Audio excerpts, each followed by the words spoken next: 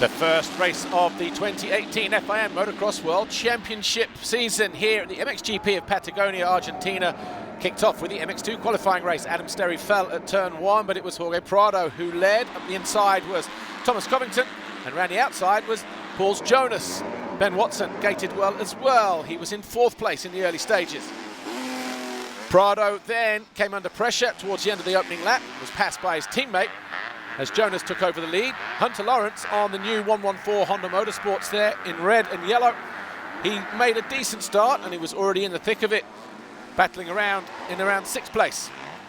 Meanwhile, Ben Watson, he charged past Thomas Covington to go into 4th place on lap 4, but the American responded. He ran wide. Watson was back up the inside and he stayed there for 2 or 3 more laps. An inch perfect move from Lawrence meant that he found his way past Covington as he charged through the field, and then out of 2nd place at the halfway point, Jorge Prado.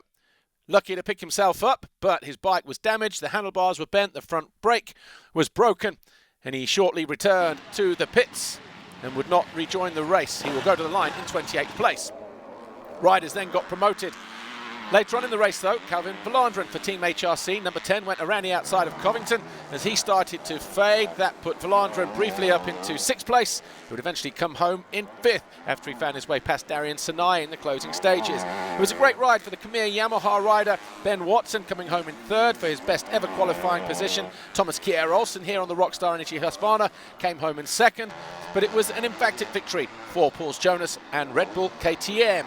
He won here in qualifying last year. He did exactly the same in 2018. The result then from the MX2 qualifying race was Paul Jonas, Thomas Kjær Olsen, Ben Watson, Hunter Lawrence, Calvin Valandren, Darian Sanai, Thomas Covington and Alvin Osland.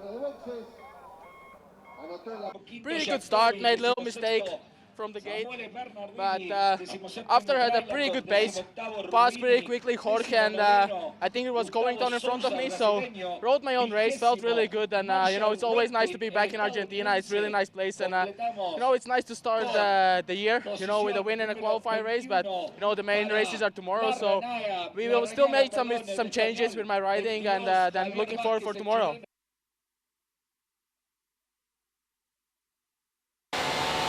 After posting the fastest time in time training, Jeffrey Hurlings down on the far inside, hit the brakes early as Cairoli and Clement Dessau ran wide. That was perfect timing for Jeffrey Hurlings as the Bullet stole the lead going into turn 2. Dessau was 2nd, Tony Cairoli was 3rd, Paul and 4th, and the fast starting Jeremy Seward was in 5th place. But by the end of the opening lap, Tony Cairoli found a way past Jeffrey Hurlings and took the lead.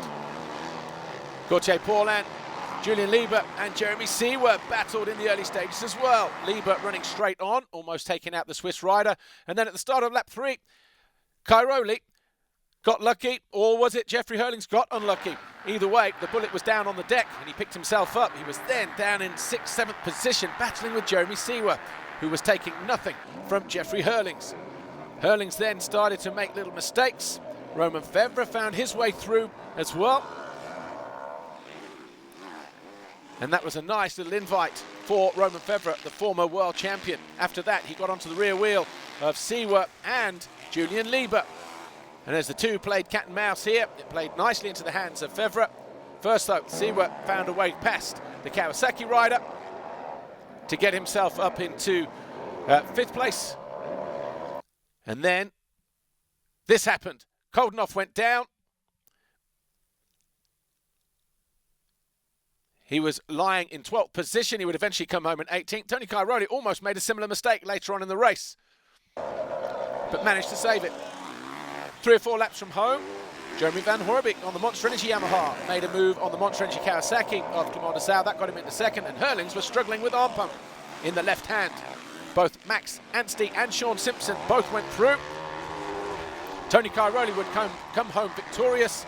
Anstey would get passed by Simpson in the final stages of the race in what was a dramatic end to MXGP qualifying. Tony Cairoli victorious from Van Horebeke to Dessau, Febvre, Simpson getting the better of Anstey, Hurlings and Seward your top 8. Yes, I made a good start. Then I was pushed a little bit outside from Dessau, so I lost 3 positions. And then on the first half lap, I was I was having good lines, and I could take the lead, and I'm happy. It's a difficult track for me. I never really had a really nice race here, so I try tomorrow to be on the podium at least and try to win. Good luck for tomorrow. Thank you.